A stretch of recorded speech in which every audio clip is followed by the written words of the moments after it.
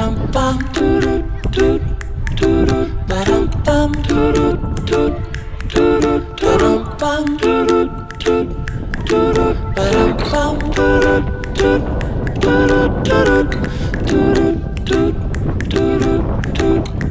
gonna pick our starting lineup today.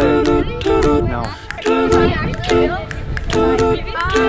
Alright, you can tell me what you think. Tough opponent. Tough opponent today. Again, when I saw them play, 3 athletic forwards. 2 of them can serve set pieces, corner kicks really well. So again, do our best not to give away corner kicks. If we give away a corner kick, we defend like Banshee, like demons. Gotta be ready to win. Attack that ball in the air, and if you can't win it, at least you're not giving them a free header on it or a free chance.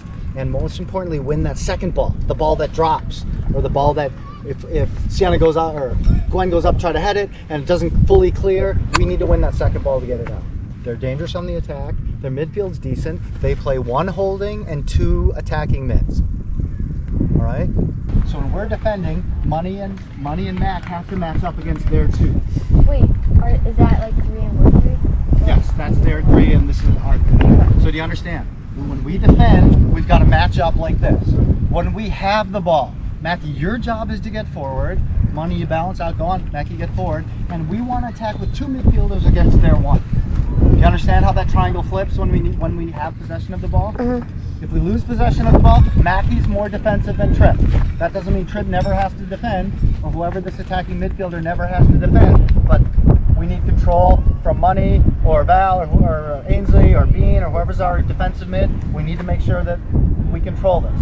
And Bean and Gwenny, as our center backs, you got to control this and see it too. Direct people in front of you. Obviously, it's a game of the wind. The wind's super effective, super influential in the game today. Blowing this way. Long balls, ladies, look. Long balls going that way are going to run and hit that building. Right?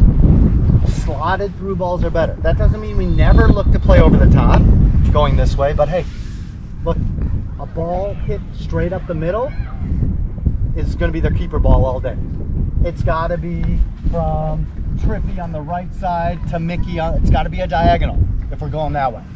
If we're going this way the first half, the balls are going to sit in, and you're just going to have to overhit it. But we'll be better attacking over the top going this way than we will this way, in general. Does that make sense? This way, it's just got to be Mackie slotted through to Tony, something like that. Okay, you guys understand? Again, they've let goals in, but they've also scored a bunch. I don't think they can keep us off the score sheet today. I don't think. But just understand that as we're going up the field, and those center backs like to offset. If the quality one's up, the other one is always deep, almost like a sweeper. We have to get a player on that deepest player. And you're going to hear me yelling at Tony, yelling at Liv, or if the ball's on this side, yelling at Savvy to get on their deepest player. Make her have to bring another player back to mark you. You understand? Did you say they switch? Like one will step up, the other will drop back. They're offset. Oh. They do a good job of that. But we need to do a little bit better job of that, but they do a good job of that. Okay? So there's nothing wrong with like our wide right player sometimes being in the middle of the field, deep. Force them to think about adjusting to us. Does that make sense? They don't play. They play 3 forwards. They play 3. So you and Bean just have to organize. And their center forward, I think her name's Cooper, she's very dynamic. All right, ball likes to go out to one of their forwards, and she likes to make diagonals to the corner. So that's got to be good communication. If Bean's on her and she's running into Gwenny's space, Bean's, hey Gwen, pick her up, Gwen. Gwen's got to track her. If she runs out, one of the center backs has to go out. The other center back is staying put, and the weak side defender's got to tuck in. Does that make sense to everybody? Keys for the game. Dangerous over the top. Got to keep looking at that. Dangerous over the top. Set pieces are key. Set pieces are key. If we're going that way, we want in-swinger corners. You can't aim for the goal because the wind's going to push it out of bounds. Got to aim for outside a little bit and let that ball naturally curve in. You know, Savvy hits that ball. You know, Kendall can hit that ball. Maddie can hit that ball. Bunch of people can. Just have to be ready for it. Okay? Was that 2 or 3 things that I said? Oh, those are 2. Third thing, and this is the most important thing you got to listen to right now.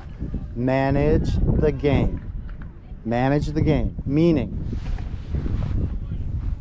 what stops the ball from running forever when it goes out of bounds?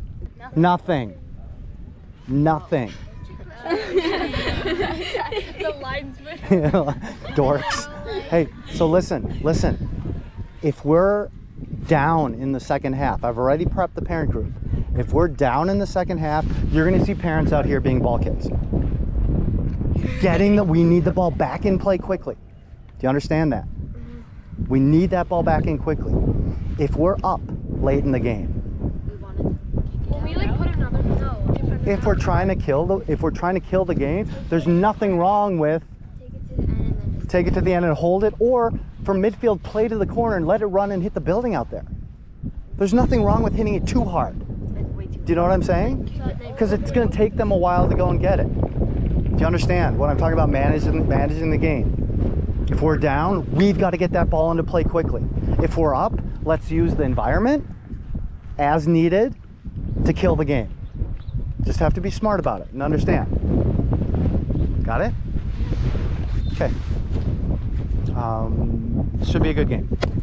We've been playing well. We've been training well. We've been playing well the last number of weeks. We got to bring it today. Bless you. We got to bring it today. And you can do it. Go out, enjoy it, have some fun, show me something, play for your teammates. Let's be creative. Let's score some goals. And let's defend well, from forwards to midfielders to defenders. You understand? It's going to be, and regardless of what happens, if we bring that attitude, we bring that energy, we leave it all on this field, it's going to be no problem if we end up tying or losing. Honestly, it's going to be no problem as long as we are there and we're competing and we gave everything. All right, hey, it's 3 o'clock. I'm making the drive back to Minnesota.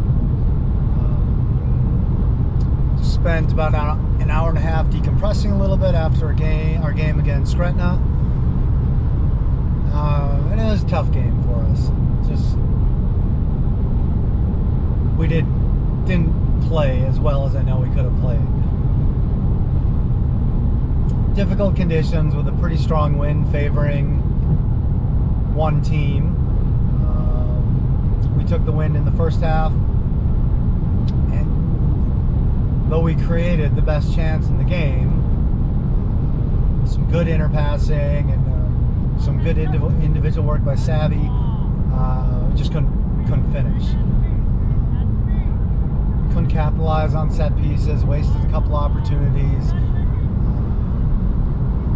and it made for a long second half for us against the wind.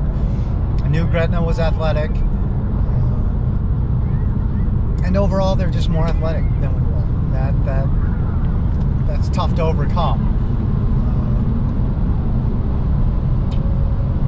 On top of that, we don't have a goalkeeper, and kids don't want to play, and I'm forced to make decisions that are needed for the benefit of the team, and it's not easy. It's not easy. We're just outplayed all over the field, I feel.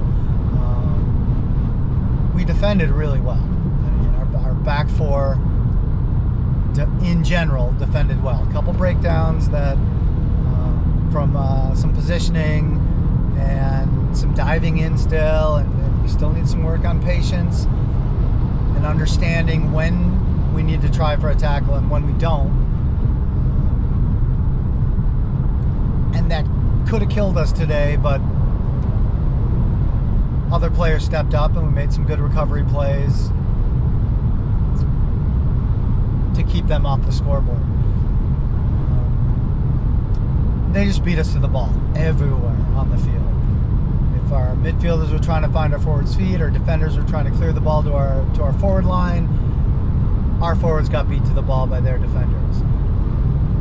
It seemed like they were playing with 5 midfielders versus our 3, and we just weren't organized well enough. Maybe we had some heavy legs. Maybe I need to think about and review the subbing and the positions that I played kids in. We couldn't really get a hold of the ball as much as we needed to. And the second half was tough because if we try to build up or we try to work the ball, in general, Gretna was pretty direct out of the back, and they'd play the ball 30 or 40 yards, and if it bounced, it would get past our defenders, and we have another, again, we have to rebuild from 80, 90 yards out. But to the girls' credit, we kept Gretna off the board and ended up with a 0-0 tie, leaving Nebraska with 4 points, which is not bad. Could have been worse. I really was expecting to leave with 6 points this weekend. We have a lot of work to do this winter. We have a lot of work to do. Specifically, I know it's such difficult conditions for the young girls to play with the wind. The ball is moving in surprising ways. The ball's bouncing and the wind's shifting it. Very difficult for us to get the ball on the ground to be able to play, which we needed to do, and which in general has been the strength of ours in terms of being able to swing the ball around the back, being able to string passes together in midfield. And Gretna played with 3 forwards, so it was very difficult, if not impossible, for our wide backs to get into the play. Something that we had a ton of success with against Sporting Iowa yesterday. There was just no room for our wide backs, and we just didn't have sharp enough movement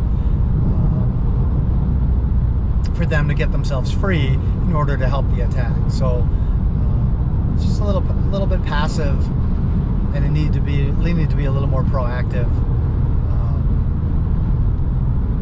which we need to work on, and that's on me to identify this and to get the kids, give them ideas and give them the training that allow them to do better against this kind of team formation in the future.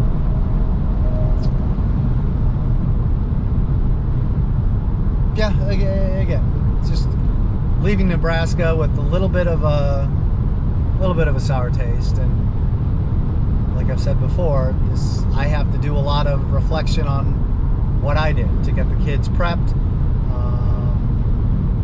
the team formation, the substitution patterns that were used, the kids that I sent to take dead balls and free kicks, the changes that were made at halftime, and then the halftime talk and what could have been done better on my part to help the kids find a result in a tight game, because this is, again, pretty well matched.